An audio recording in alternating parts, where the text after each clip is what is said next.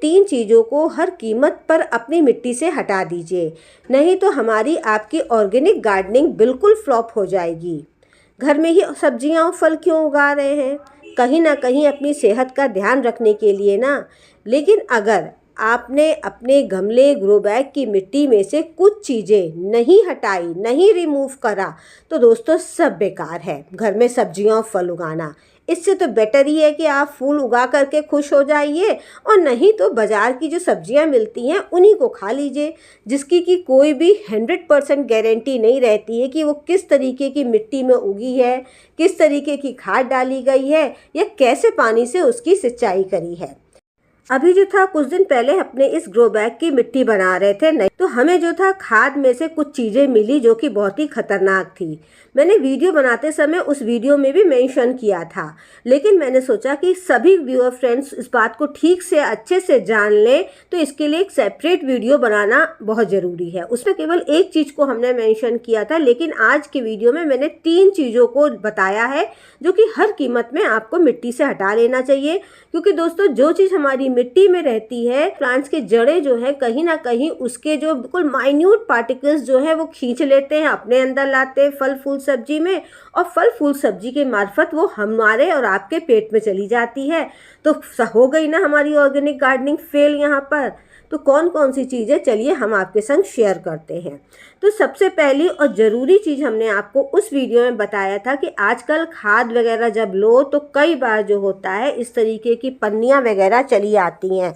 ये देखिए इस तरीके की, हर बार जहाँ से खाद लेती हूँ इस बार भी वहीं से खाद लिया था।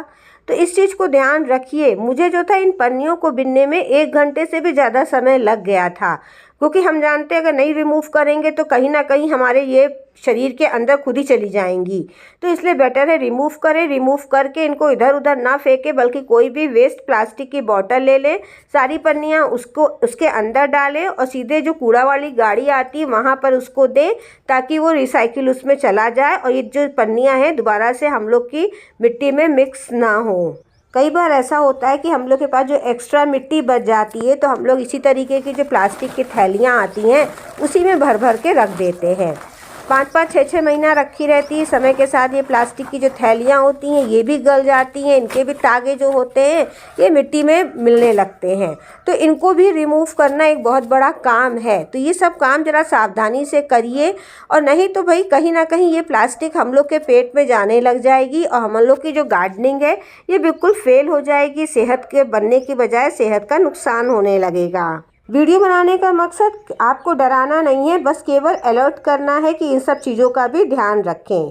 दूसरे नंबर में दोस्तों हम लोग को मिट्टी से रिमूव कर देना चाहिए इस तरीके के कांच के टुकड़े। ये देखिए ये टूटी हुई बोतलें भी रह सकती हैं। कई बार इंजेक्शन की सिरिंज भी हमें मिली हुई है खाद में से, साथ में चूड़ी के टुकड़े भी रह सकते हैं।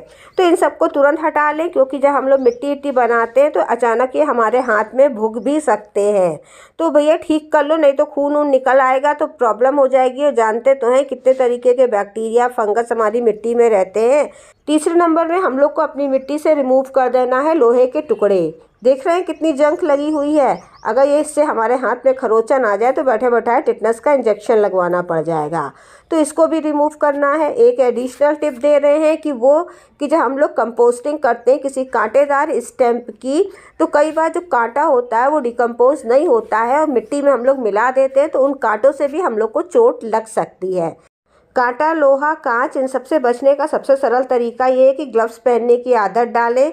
तभी मिट्टी में हाथ दें जब ग्लव्स पहने हों। लेकिन फिर भी प्लास्टिक रिमूव करनी पड़ेगी। हमें अनकंफर्टेबल लगता है ग्लव्स पहनना, लेकिन फिर भी मैं आदत डालूंगी, आप भी आदत डालिए। इन सभी चीज़ों को फॉलो करिए ताकि गार्डनिंग को एंजॉय कर सके, भारी ना पड़ पाए। उम्मीद है आप इन टिप्स को फॉलो करोगे। अगर करोगे तो ओके ज़रूर लिख के जाइएगा कमेंट बॉक्स में। फिर मिलते हैं किसी नए वीडियो के साथ, तब तक के लिए नमस्कार।